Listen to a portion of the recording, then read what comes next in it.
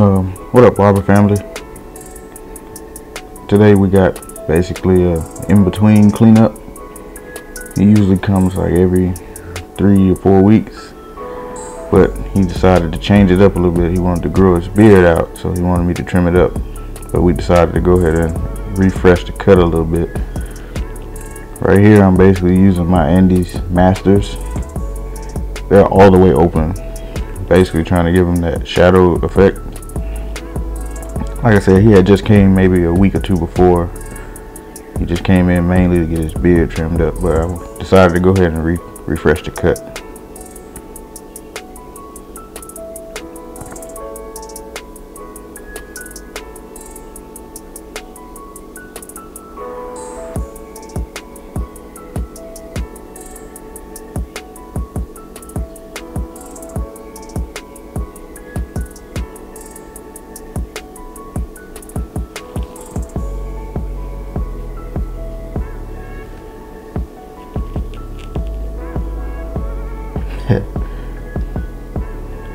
It's funny the things you notice when you go back and rewatch things. Like, I had no idea he did that, but he's a pretty down-to-earth guy. He was very, very much comfortable with me recording this. So another thing too, if you want to get into promoting yourself or videoing people, man, just make sure y'all get consent. Make sure it's okay. Make sure your client's okay with the way they look, how they feel, if they're comfortable being in front of a camera.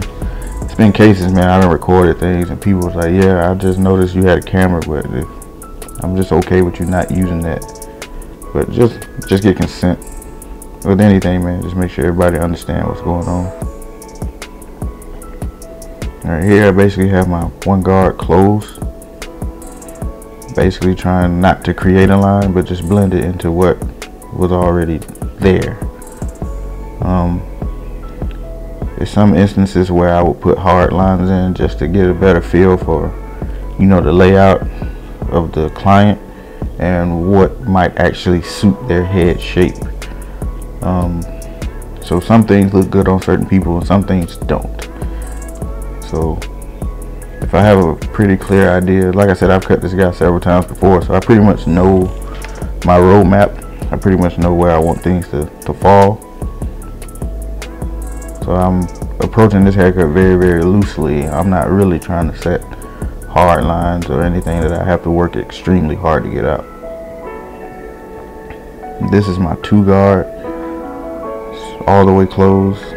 Basically debulking and just trying to blend what I just faded down into the top, which I probably would be not cutting a lot of it off, but just, you know, trimming it up a little bit on the top with the shears.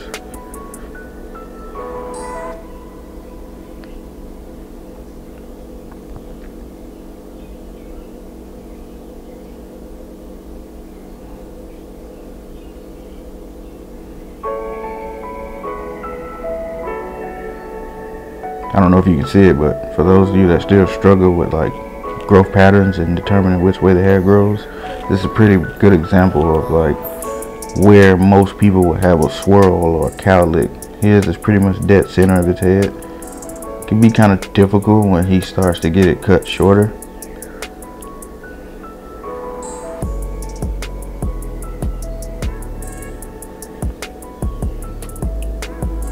Here I'm just going over the bottom, making sure it kind of fades out.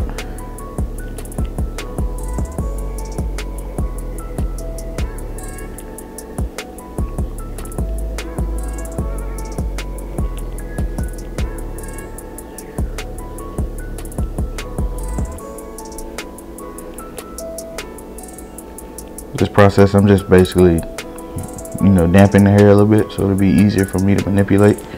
Glide my comb through and kind of loosen up any gel or product he may have in it. This day I was being kind of lazy, but you want to get in the habit of working on clean hair. So if a client comes in and they may have gel or some kind of holding spray in their hair, just go ahead and wash it out. It'll save you a couple dollars down the line.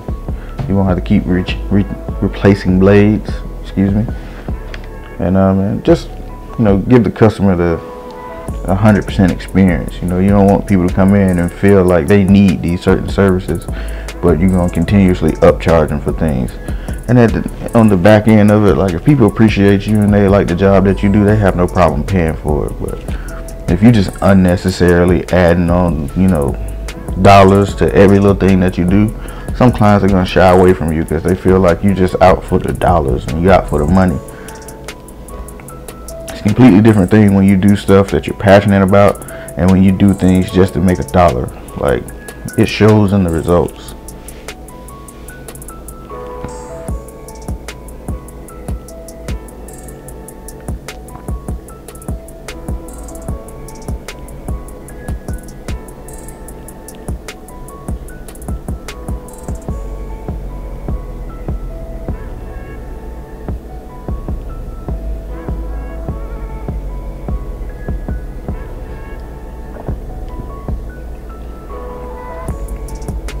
So at this point, I'm just laying down a basic framework.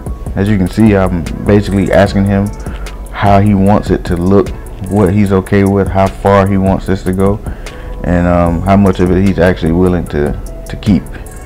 So some people have different preferences. Some people have an exact way they want things to look, and if you're not sure of that, you can lose clients, man, just over a little beard trim. Because it's like, yeah, I thought I'd explain to you exactly what I wanted, but you didn't or you messed up my beard.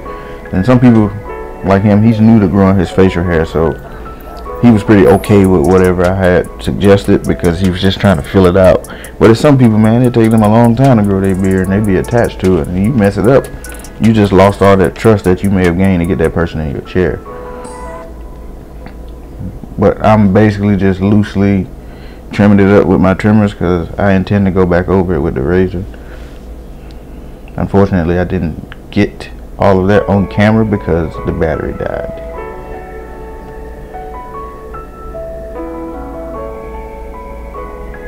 Yeah, this guy and these facial expressions.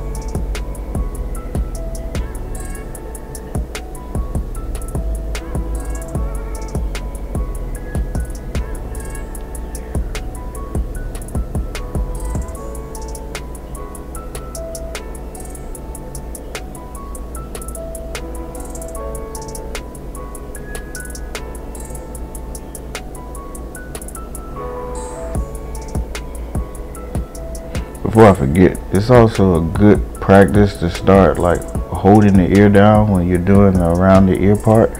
Some people like to try to trim it in its like natural normal state. What that usually leads to is a term that most people use called like white wall. Like, you don't want to put that line above the ear. That's a big no-no for me. And it's some people, more commonly older people, like people whose hair grows straight down over their ears, they might request that you do, you know, a little bit of the white wall thing. But for most people, they don't really enjoy that. It looks kind of retarded if you ask me. But like I said, man, just get in the practice of holding the ear down and putting a clean line around it. It'll last a little bit longer to make the cut look a little bit cleaner.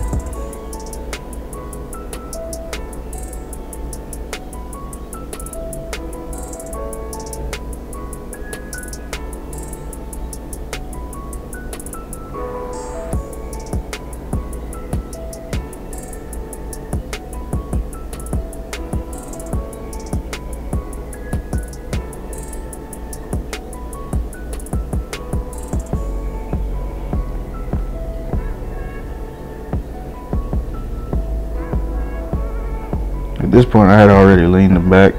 I used shave gel. I had already kind of lathered it up. I basically was just going over what I had outlined earlier with the trimmers, just giving it that very, very clean, defined look. Like I said, man, I wish I was able to record the whole process of it, but unfortunately, the battery died. Results of improper planning. And once again, man, if you made it this far, I'd appreciate it if you subscribed or whatever. Leave some comments.